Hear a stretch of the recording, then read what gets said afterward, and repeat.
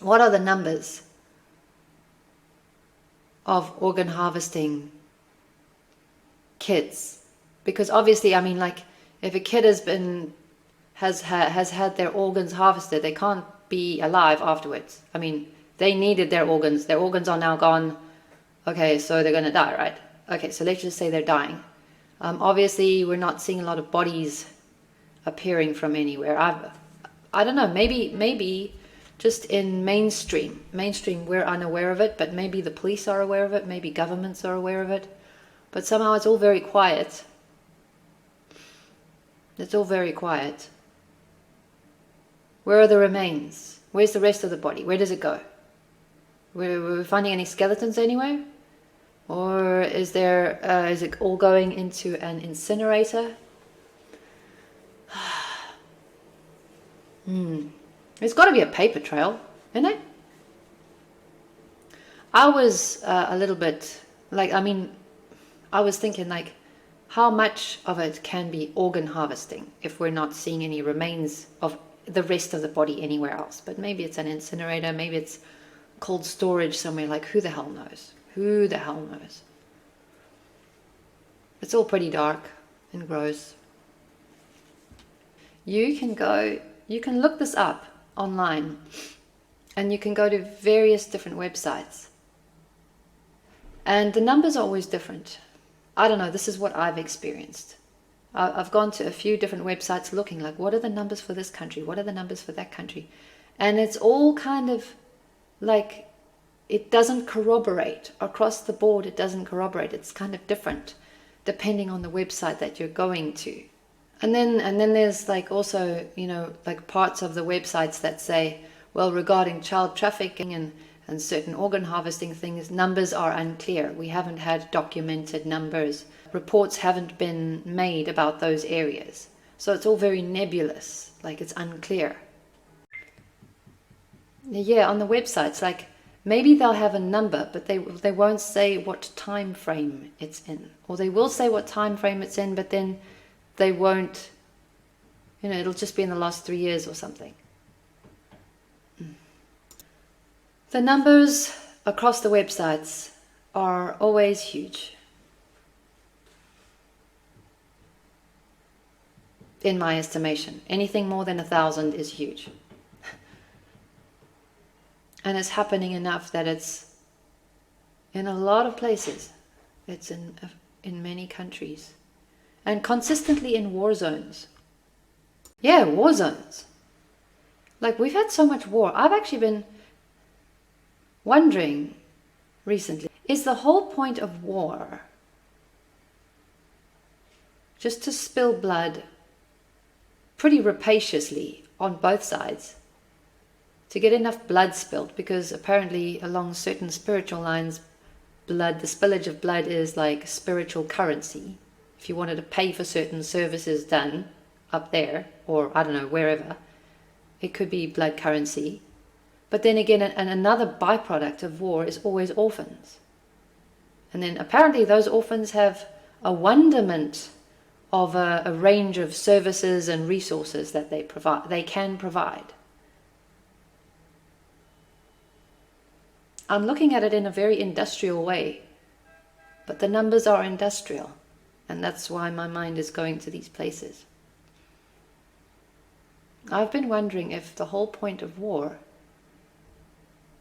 is for this, just to spill blood, for services rendered, and then to get orphans. Because that is the one consistent way that you can have readily available orphans upon the pressing of a button, like a bomb somewhere. Oh, yes, some people die, but there's these little kids walking around. Are they okay? Who's going to pick them up? Is anyone responsible for them? Hey, so the truck pulls in. Oh, come on, let's get in some kind of NGO outfit somewhere. Are all NGOs great institutions? Are they all here for the benefit of humankind? Maybe here for the benefit of somebody. I don't know about the kids. You know what it is? It's like, it's the sensationalism of the war, of what we see from war. But then afterwards, you kind of don't see much else. Like, it just sort of dies down. Oh, the war happened, it's terrible, okay. And then moving on, everybody starts talking about other things. And then there's the next war elsewhere. And you don't really hear much of what happened afterwards. What happened to all those little kids? The crying kids on the side of the road, did they just die? Did somebody pick them up? Maybe somebody did pick them up. Well, then that would explain a lot.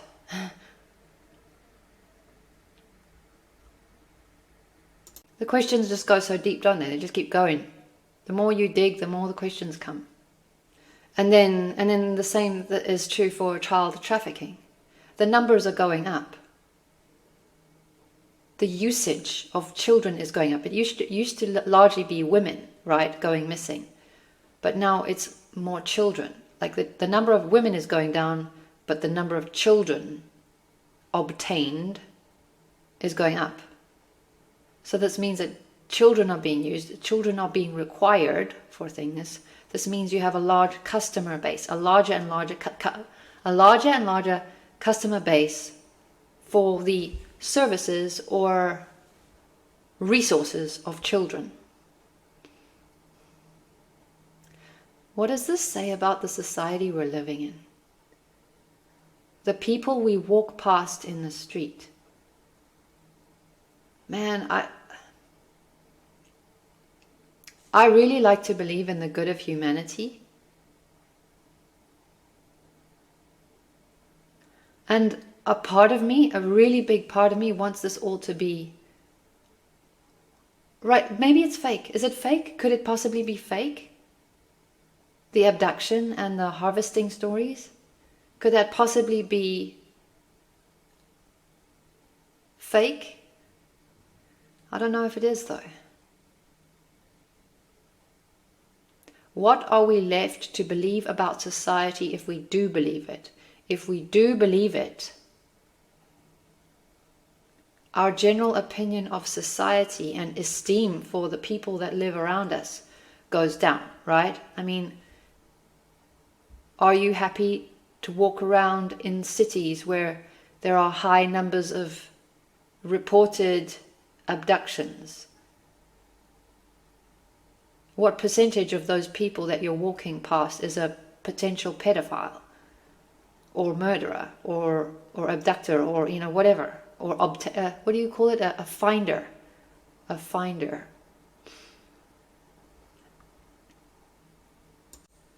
What's the number? What's the frequency with what is the frequency with which you are passing somebody in the street who's one of those people? Because that's what if you look at the numbers are huge. So there are customers and Johns and finders and traffickers, the people that pass them to and fro or have them moved, the children have them moved. I just had a thought now, like, what if actually it's not people that we know? What if these organs, these services for whoever is actually not us? Maybe it's going somewhere else. Maybe we're just like a farm and our resources are taken off elsewhere. How do you know? How do you navigate your thoughts these days? I mean, vegetables are farmed on a farm out there. They're harvested and brought into the cities. Maybe we're the vegetables, of a sort. Maybe it sounds nuts, but maybe we are, right? And so it's not necessarily the suspicious Joe on the street that you've got to worry about. Maybe you can actually trust the people in your city. That's my problem. Like, if I'm to believe all this stuff, it's breeding a huge sense of distrust for everyone around me.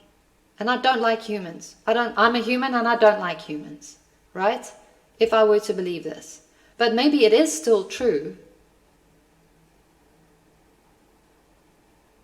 But it's elsewhere.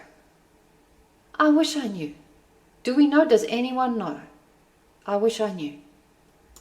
And then there's the other side, like, what do you do if you don't believe it? The stories are horrible, right? The stories are horrible.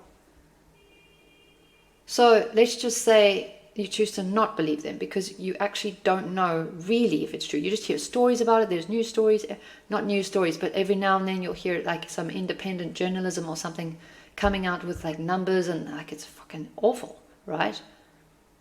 But what happens to us if we hear this and we kind of go, no, it can't be true because I haven't seen any of this evident in my own life. This can't be true. What do we do then? What does it say about us then if we don't heed it, if we don't pay attention to it, if we just go, nah, it can't really be a thing, so let me just live my life and let that pass by, never mind, it's not that important. How do we know it's true? What if it is true? You're kind of damned if you do and damned if you don't. Because if you do believe the stories, you have an awful estimation of society and humanity and where we're going. And your general idea of humanity and the whole point of us being here is like, well, why don't we just stop reproducing? Why don't we just stop having babies? Because there's no point us being here. We're annihilating the earth in different ways. Our presence here doesn't mean anything good for the planet or ourselves, apparently. Right? That's where you get to if you go down this route. But then, what does it mean if you don't take it seriously? If you just ignore it, if you see it, but you just go, oh, let's just turn a blind eye. I don't know the details. I don't want to get into it. It's too dark. I need to take my family Christmas shopping or something. How do you work out? I guess we just need to try and pay more attention to independent journalism or something. I don't know. And I mean, there's a reason why we don't let our kids play outside unaccompanied. There's a reason. It's almost a sort of taken for granted, right? Like if you've got kids and if you've got, other parents who have kids, it's not like if you're my age, if you're an adult now, your mom and dad, like so the boomers, right? The baby boomers, and then the older generations than that, will have full-scale childhood memories of them walking out of their parents' homes and going to play in the neighborhood, unaccompanied by an adult. They have full childhoods of leaving their parents' homes and playing in the neighborhood or playing in the local forest or going down to the river or whatever, with nary an adult in sight. And then being out all day and basically coming home when it got dark or coming home when they got hungry or coming home when mom or dad yelled, supper, dinner, lunchtime, right? That was boomers and before them. The baby boomers and before them.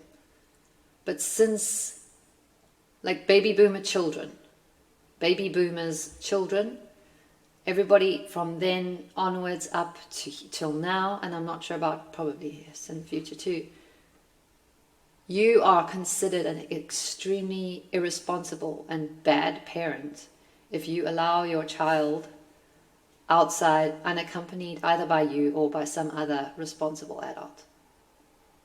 Where do we get this from? We got this from somewhere.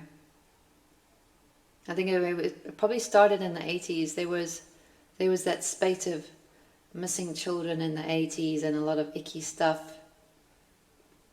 And then, it hasn't really stopped. Lots of missing kids, lots of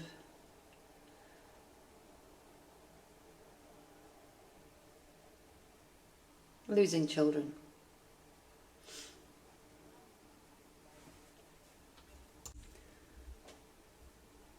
I had a weird thought, you know, like you or anyone you know, have you had a child go missing? Or had something bad, really bad happen to them? By like a stranger, like stranger danger, like that kind of thing. Do you or anybody else know? Anyone else you know in your circle, or even friends of friends?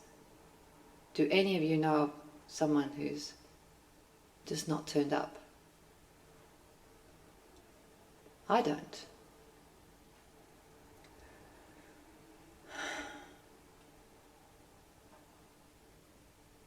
I don't. I've been very careful. The majority of the cases of missing kids are things that we hear about in the news. Do we trust the news?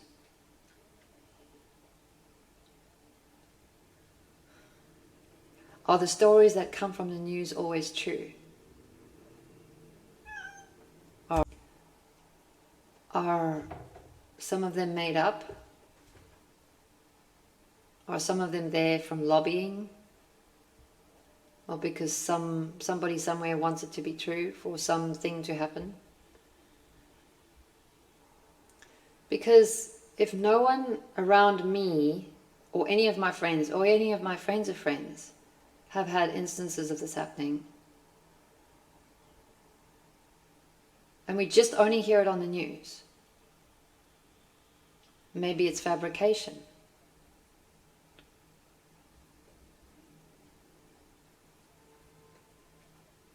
You know, it's possible these days. Is highly possible. I'm so confused. I don't know which way to think here. To be analytical and skeptical, and not believe all the potential fear porn, right? The fear porn, like pushing stories of fear and horror. Or to be empathetic about it.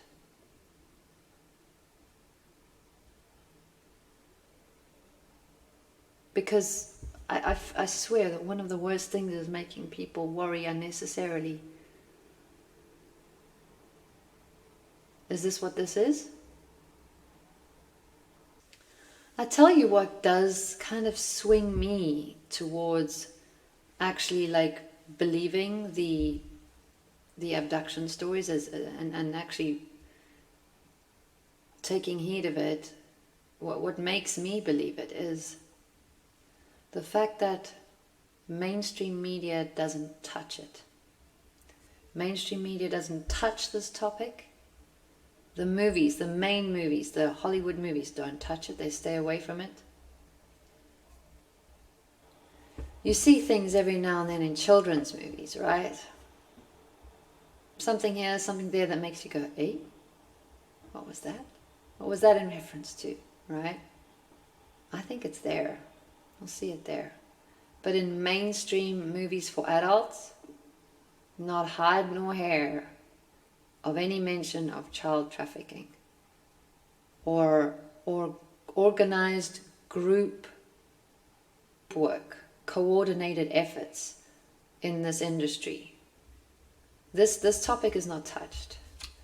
Coordinated group efforts in an industry to obtain children somehow. So mainstream media stays away from child trafficking and dealing with big groups, big coordinated groups moving children around, like networks, pedophile rings. They stay away from that.